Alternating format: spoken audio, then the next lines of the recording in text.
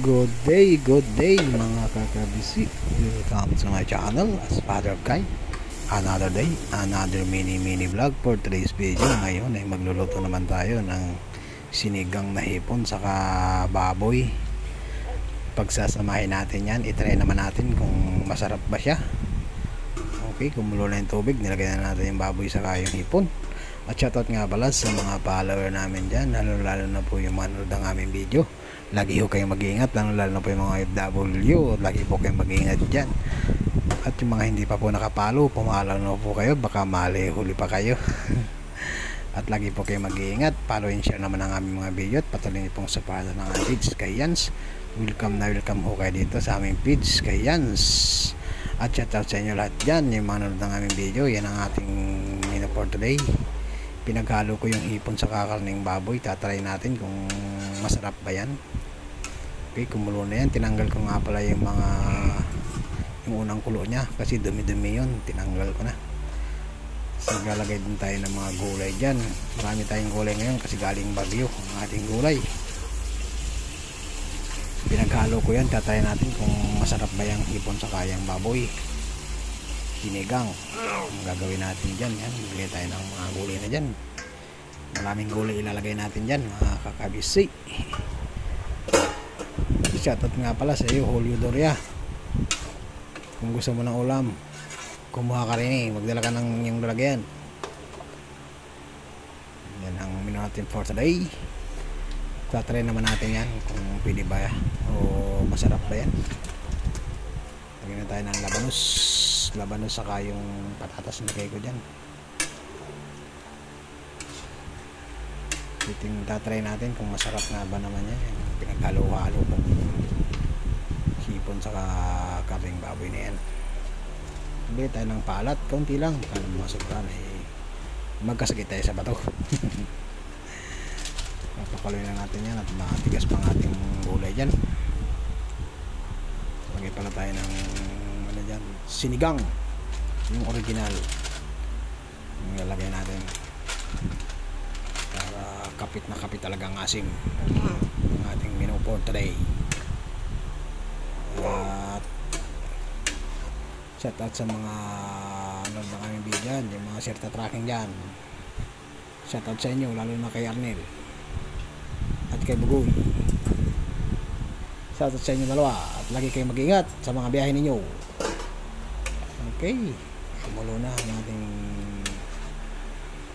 nilaga. Ay, nilaga. Sinigang. Ano nilaga ba? Sinigang yan. Ano ba naman yan? Mahali ka naman. Oy.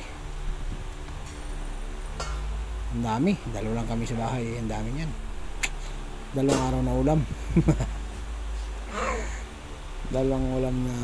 Dalawang araw na ulam namin yan. Mga kakabisi. Hindi namin maubos agad yan. Dadalaw na ako sa bahay. Kasi yung anak namin hindi pa naman kumakain yan eh. Di ba Kai? Buti na lang hindi maingay anak ko ngayon. Tahimik lang. Naglalaro na siya. Very good. Napakasarap niyan. Bango. May ano nga rin pala ako mga kabisi. May YouTube channel. Bisitahin naman yung aking YouTube channel. Skytax channel. At marami na rin tayong na-upload doon sa ating YouTube channel. Pakidalaw naman ninyo mga kakabisi, Skytax channel. At yung sa aking asawa yan si Mi, idalaw na rin po ang kanyang YouTube channel. At marami na tayong na-upload doon. At monetize na rin pala tayo doon sa ating YouTube channel. Kaya pakidalaw ninyo mga kakabisi. Ano ba yan? Malambot ng ating patatas. Maglagay na tayo ulit ng ano yan. Maglalagay ulit tayo ng gulay na repolyo. Dinagdagan ko pala ng pampaasim yan kasi medyo kulang ang asim. Okay, dagdagan tayo ng pampaasim. Kusang yung asim niya. Ito na lang natin malambot na kaunti yung karne kasi matigas pa. Maglagay din pala tayo ng sili, 4, pagpabango lang. Pag nilagay mo yung sili tapos binuksan mo, amoy na amoy yung sili, talagang mabango. Konti pang hinihintay ninyo. Papakals na tayo dyan. Ano pang hinihintay nyo? Mag-ready na kayo ng bahaw dyan. Kanin na ito, bagong saing. Bigyan na tayo ng kapulyo. Ating gulay. Okay na, konting minuto na lang yan. Okay ng ating sinigang na hipon with karning baboy. Mahal pa lang ngayon palang karning baboy. Mga kapsik, 300 pesos pa. Grabe, ginto. Ako. Bira naman kami ng ganyan, magkarne. Kasi lagi, isda ang inuulam namin. Gusto lang namin nagkarne para may sabaw yun. Pero pag hindi kami mahal kasi ang karne yun, grabe. Kaya isda lagi ang inuulam namin.